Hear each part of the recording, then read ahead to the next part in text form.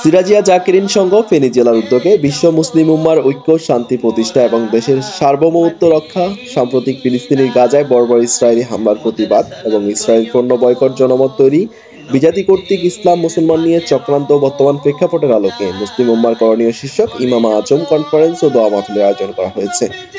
উক্ত মাহফিলের সভাপতিত্ব ও আখিরি মোনাজাত করেন শাহ সুফি মোহাম্মদ মুহিবুল ইসলাম চৌধুরী এবং এর পরিচালনার দায়িত্বে ছিলেন শামসুল আলম শাকিল। সার্বিক সহযোগিতায় ছিলেন রাবেয়াতুল উলামায়ে আহলে সুন্নাত বাংলাদেশ। এ সময় বক্তারা বলেন, সম্পর্ক এই মিজান ময়দান একটা ঐতিহাসিক মাঠ। এটা হয়তো আপনারা অনেকে জানেন না। এটা ফেনীর প্রাণকেন্দ্র নাবি আলিয়া মাদ্রাসা। আমরা এই ময়দানে মরুমুদ্রের মাধ্যমে আহলে সুন্নাত ওয়াল জামাতের আদর্শ বাস্তবায়নের জন্য আমরা এই ময়দানে মাহফিল কায়েম করেছি। আমাদের এই ময়দানের মাহফিলের সবচেয়ে রুহানি খোরাক দরুদ এবং সালাম। এই ময়দান থেকে যখন আমার প্রিয় হাবিবকে সালাম দেওয়া হয়, এই মাহফিলের কষ্ট আমাদের লাঘব হয়ে যায়, ঠিক কিনা? যখন প্রাণ ধরে এখান থেকে আল্লাহ হাবিবকে সালাম দিতে পারি, তখন আমাদের কষ্টটা লাগে।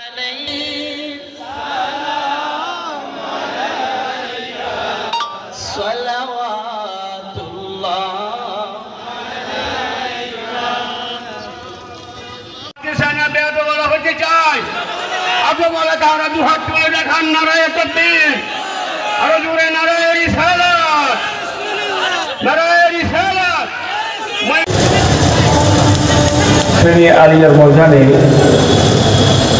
উলামায়ে আহলে সুন্নাত বাংলাদেশের যে একটা সংগঠন আছে, রাবেতায়ে উলামায়ে আহলে সুন্নাত, এটা সার্বিক সহযোগিতায় সিরাজিয়া জাকিরিন সংঘ ফেনী জেলার উদ্যোগে এই মিজান ময়দানে আগত সমস্ত উলামায়ে কেরাম, মেহমানানে গেরামি, সামিনে কেরাম, আসসালামু আলাইকুম ওয়া রাহমাতুল্লাহি ওয়া বারাকাতুহু।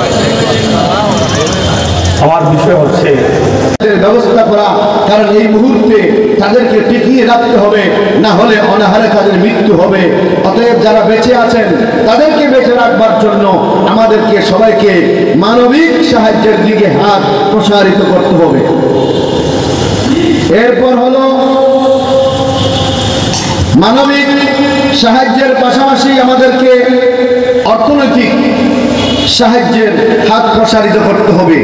আর্থিকভাবে দুর্বল একটি জাতি হিসেবে আজ ফিলিস্তিনি বাসী সারা বিশ্বের মধ্যে উদ্ভাসিত। আমরা সারা বিশ্বে على رسول الله أما بعد فأعوذ بالله من الشيطان الرجيم بسم الله الرحمن الرحيم ولقد آتيناك سبعا من المثاني والقرآن العظيم صدق الله المولانا العظيم وبلغنا رسوله النبي الأمين الكريم مولاي صل وسلم دائما أبدا على حبيبك خير الخلق كلهم। আমি একটি নির্দিষ্ট বিষয়ে আলোচনার দিকে যাচ্ছি,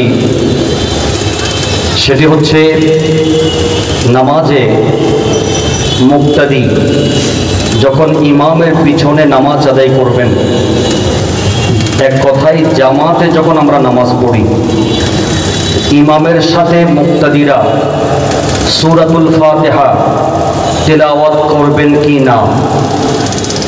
এবং দ্বিতীয় প্রশ্ন হচ্ছে, দ্বিতীয় পার্ট হচ্ছে, নামাজে আমরা যখন সূরাতুল ফাতিহা ইমাম সাহেব হুজুর তেলাওয়াত করেন, সূরাতুল ফাতিহার পরে যে আমরা আমিন বলি, এই আমিন কি উচ্চস্বরে বলবো নাকি?